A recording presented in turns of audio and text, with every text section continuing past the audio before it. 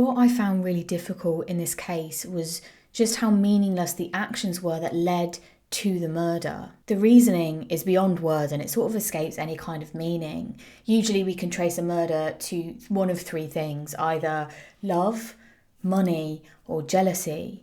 But in this case, that just wasn't true. And the case may not have even been solved, certainly not as quickly as it was, if it wasn't for the interrogation of two youngsters, a 13-year-old and a 16-year-old. But these two youngsters were not just witnesses to the crime, but they had also participated. This is Red Rum, stories about the true victims of crime. This show is made from various source documents listed in the show notes. I used news archives, documentary footage and court documents, and so the episodes are accurate to the source material I can find. You can find all episodes as a podcast or YouTube version in the description box down below.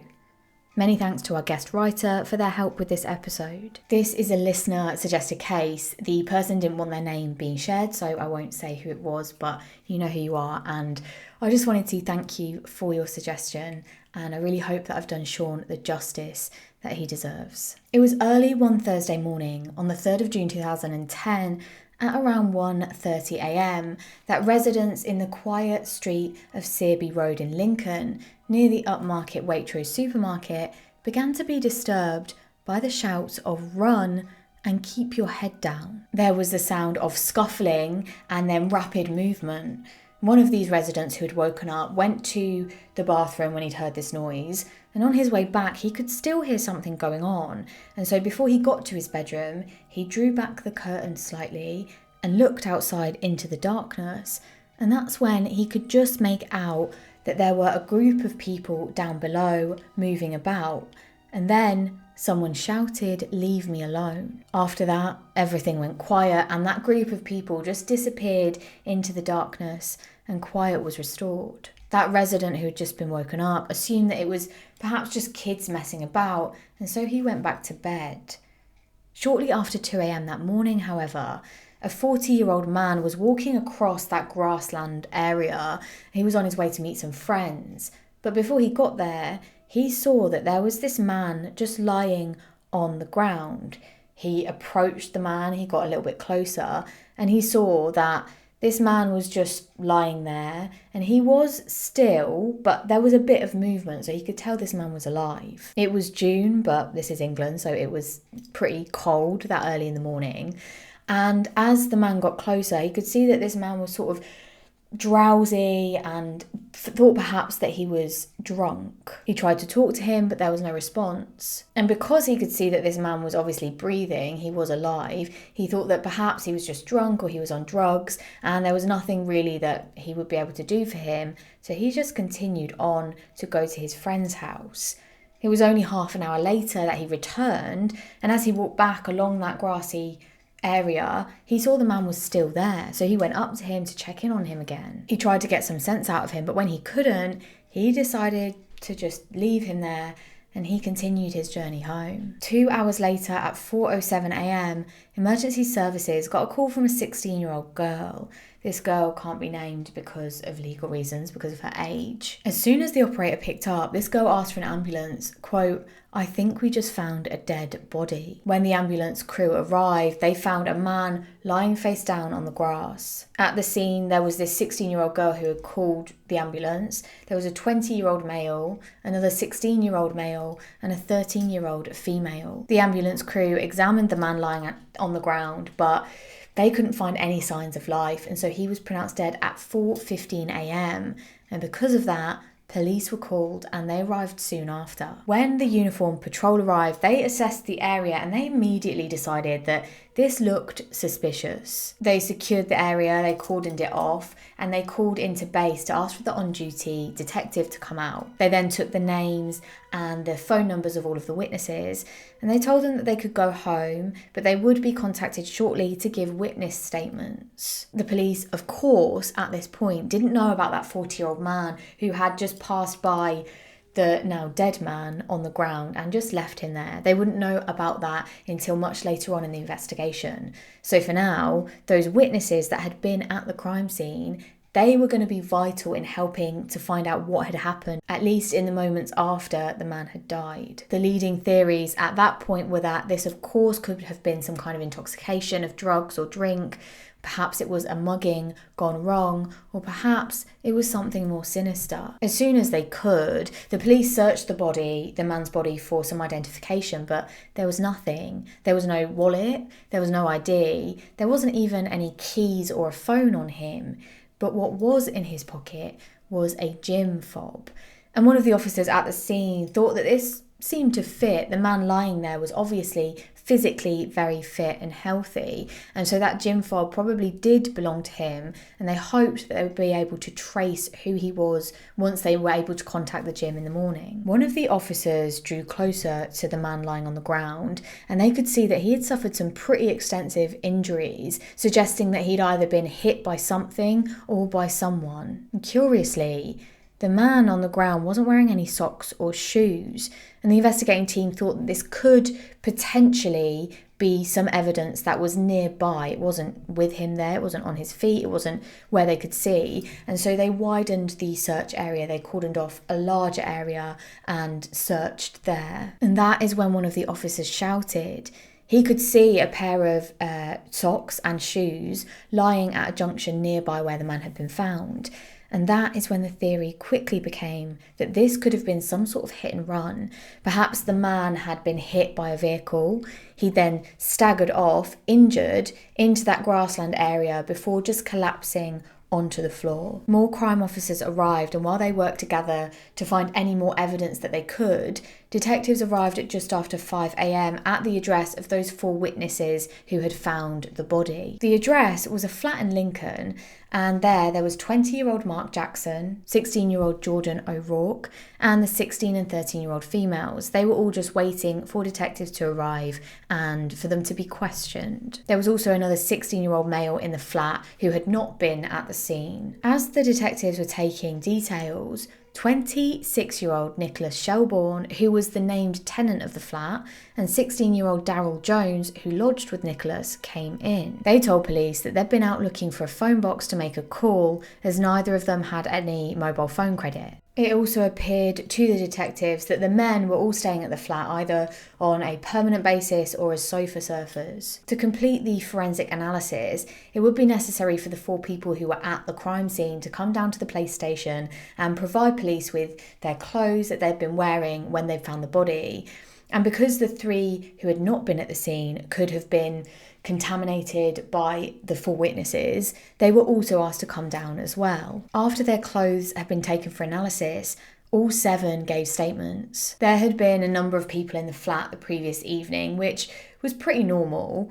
And then at around 11 p.m, Nick, the tenant, decided that he wanted a pizza, but no one in the house had any mobile phone credit, and so he and Daryl had gone out to look for a phone box to make a phone call. The only phone box they could find had been vandalised and didn't work anymore, and so they soon came back to the flat. At around 4 a.m, Mark, Jordan and the 2 females decided to leave the flat because the 16-year-old said she needed to get some clothes from her friend's house. And so on their way to get those clothes, they went across this grass verge near that road, and that is when they stumbled across this man's body. They said that they examined him by lifting his head.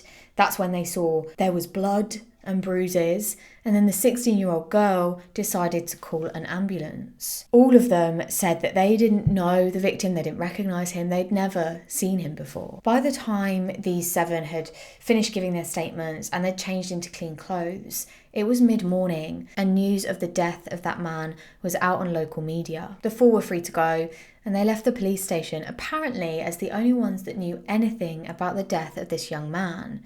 But that is when that 40-year-old man, the one who had walked past this man's body and then back again, he came into the police station and said he needed to make a statement about the dead man that had been found. He filled them in on what had happened and said that the man had been there for some time before he was found at 4 a.m. deceased. Now, of course, police still need to identify who this man was. The only piece of possible identification on the body was that gym fob. So as soon as it opened in the morning, they called and they managed to trace who this man was.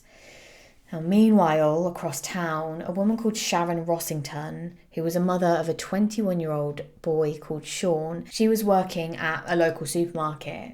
Now, the previous evening, she and her husband Kevin had gone to bed as usual, and before they'd gone up, they'd said goodnight to their 21-year-old son and then gone to sleep.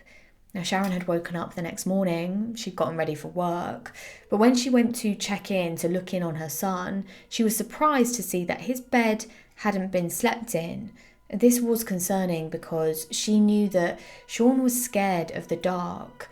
Shaun had Asperger's syndrome, which meant that he thought of things differently. He could be more trusting with people, and the only way that he would have gone out, the only way he would have ventured out of his house at night was if he was lured or tempted by someone to come outside. As time went by, Sharon became more and more anxious.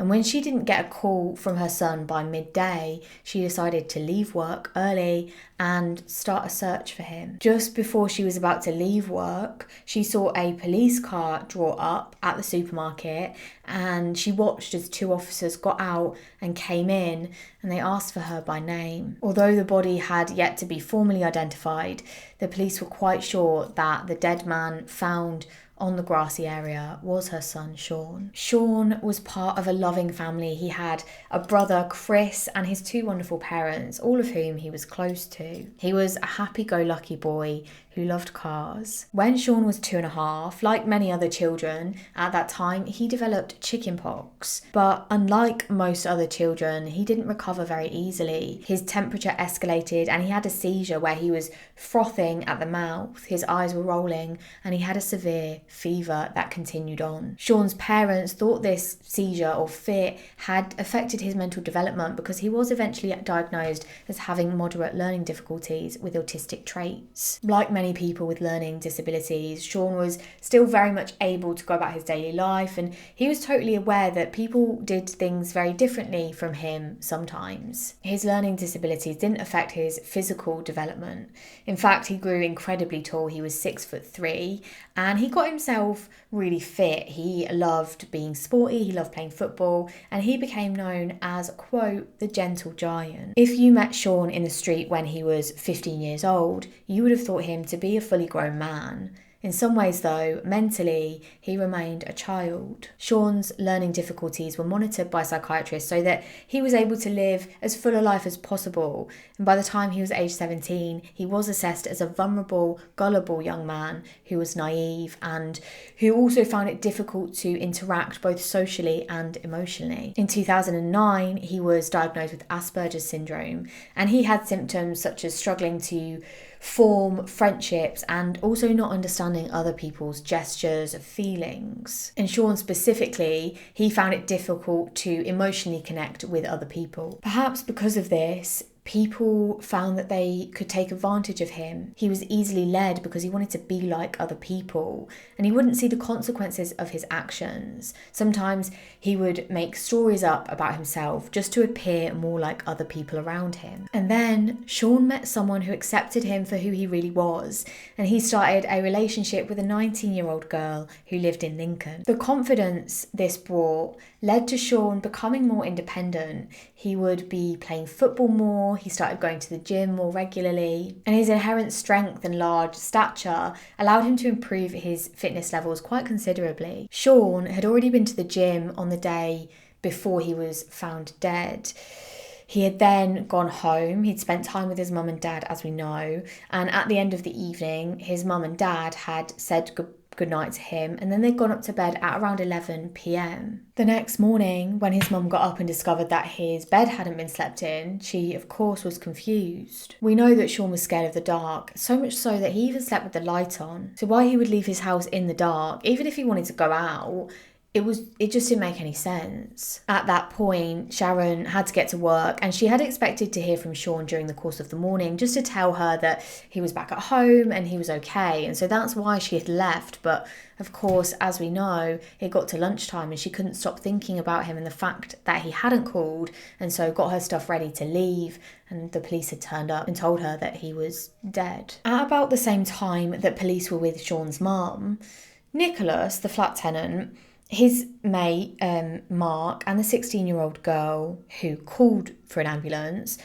those three, as well as two other witnesses who had discovered the body, they all met up in Lincoln Central Library. They were having a kind of whispered conversation until Daryl, another of the witnesses interviewed by police, came in, and he walked straight up to Nicholas. He then started to argue with Nicholas, and Daryl said, quote, "If she doesn't keep her gob shut, everybody will find out." Meanwhile, the extended police search of the area had discovered Shaun's trainers lying in the road, and this, as we know, initially made the death look like this road traffic accident, a hit and run.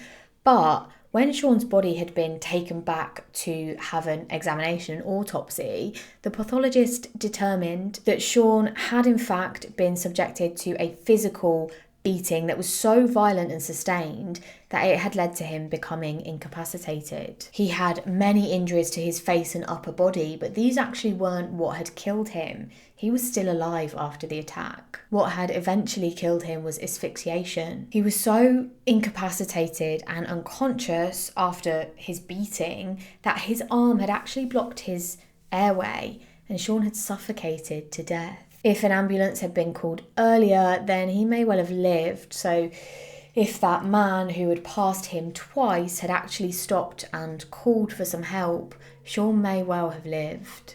The police investigation began to work on what timeframes might have happened that night. They knew that Shaun's parents were the last people to see him alive, and they had seen him at around 11 p.m. when they'd gone to bed.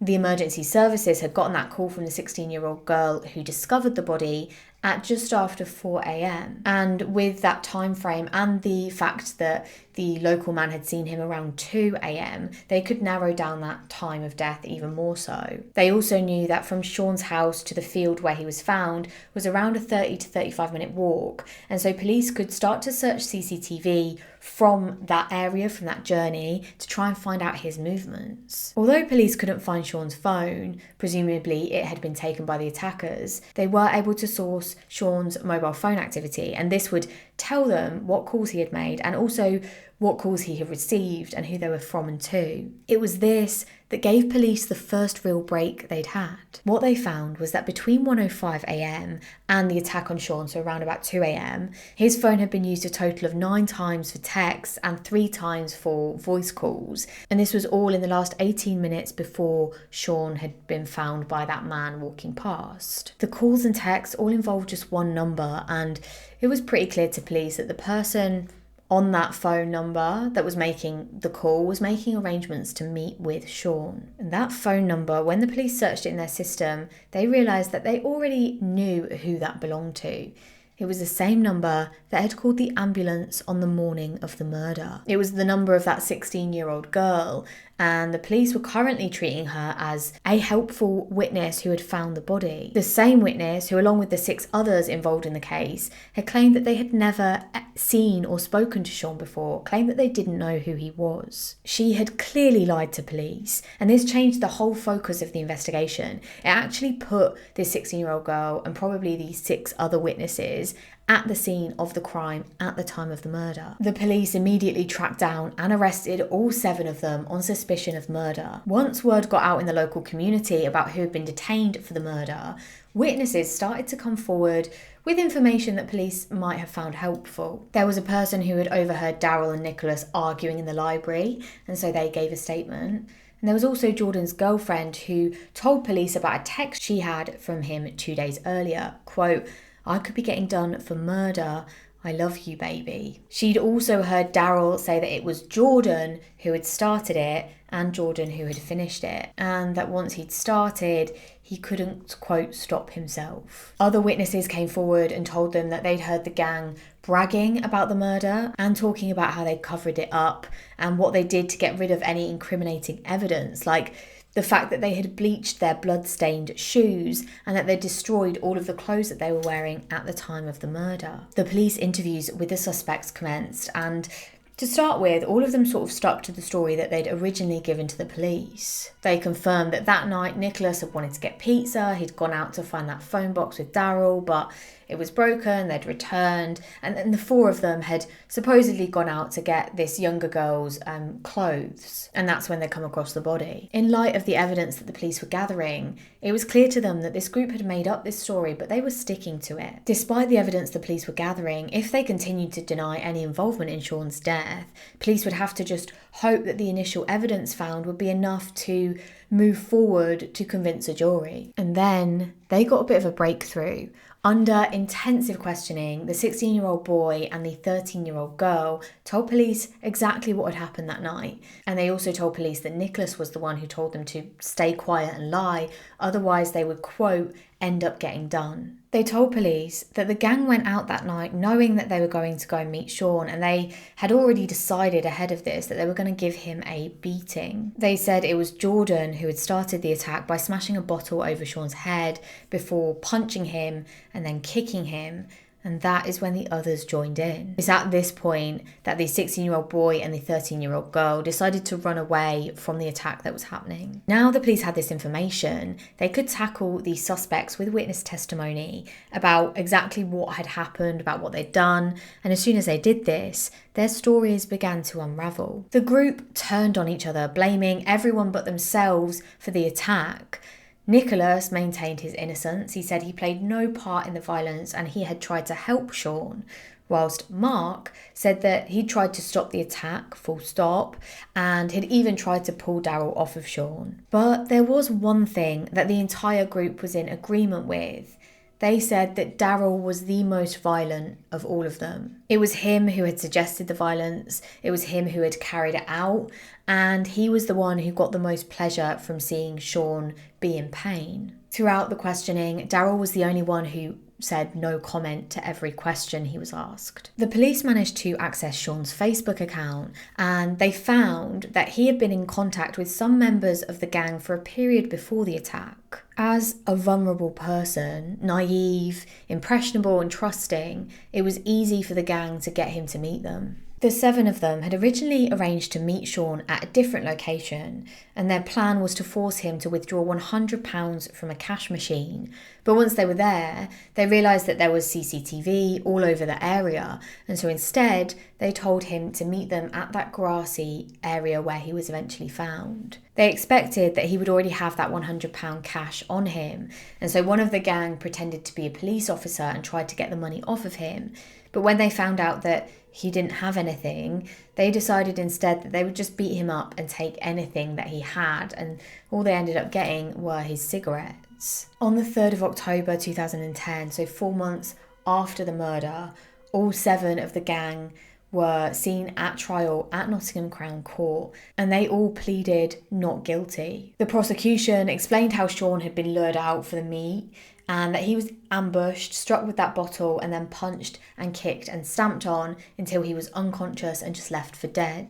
Daryl was the one who had placed Shaun's shoes in the middle of the road in an attempt to make it look like a hit and run. Shaun offered no resistance. He was submissive, he was apologetic, he was frightened, and all the while he was pleading with them to stop. He was found to have 41 areas of injury to his body. The gang then bleached their shoes, they dumped their clothes, and they came up with this story to try and protect themselves. Once they'd done that, 4 of them went back to the scene and called the emergency services. 2 months and 5 days after the trial had started, the jury delivered their verdicts. The 16-year-old boy was not guilty. The 13-year-old girl was guilty of conspiracy to pervert the course of justice. She was sentenced to 2 years in a youth rehabilitation order. The 16-year-old girl was found guilty of manslaughter and conspiracy to pervert the course of justice. She is the one who actually called for the ambulance. She was given 5 years in a young offenders institute. Nicholas, Mark, Daryl and Jordan were all found guilty of murder and conspiracy to pervert the course of justice. They were given life with a minimum term of 13 years, except for Jordan, who got a minimum term of 11 years. I'm really sorry, but I couldn't actually find any information on the specific reasons for the differing years, but assumedly it's down to their involvement with the actual violence or with their cooperation with the police. On the 19th of August 2017, Jordan launched a bid in the High Court in London, claiming that he had made exceptional progress in prison, which justified bringing forward his earliest possible release date. this was rejected. I always find that thing where people commit violent acts as a group way more easily than they would commit those same violent acts on their own. I find that so difficult to wrap my head around. I do get it. I know that, of course, realistically, when group violence happens, it's going to be easier for an individual to see someone in their group being violent and somehow think that that behaviour is less harmful than it is, or perhaps that they won't have to take real responsibility for that act because it's not just them doing it. They didn't think of the fact that they're doing it, just that they're sort of joining in. But actually having those thoughts and then physically doing that, or even just standing by and encouraging or just watching it happen and not doing anything about it, that is so hard to understand. I imagine the younger members of the group were perhaps really scared. The older members, Nicholas and Daryl especially, they were extremely violent and aggressive. I found an interesting article on situational collective violence, which is basically a type of violence that is unplanned and spontaneous, which I suppose, at least for the majority of this group, Shaun's murder was just that. But we don't know how far Daryl and Nicholas planned to go when attacking Shaun. Perhaps they always intended to murder him, or at the very least cause some serious harm. Either way, I think a life sentence is appropriate. I don't think a 13-year minimum or 11-year minimum is appropriate though. There's a Facebook page dedicated to Shaun, and every year on the 30th of June, which was his birthday, it is just swarmed with messages of happy heavenly birthday and people speaking on their memories, on just how they can't believe that Shaun isn't there with them anymore. And this is still going on now. So this happened in 2010. This is 13, 14 years later. Shaun was very clearly loved by all of his family, all of his friends, but especially his mum, Sharon. There are numerous messages on that Facebook page that speak of his mum and how much Shaun is missed. Thank you so much for joining me on this episode of Red Rum.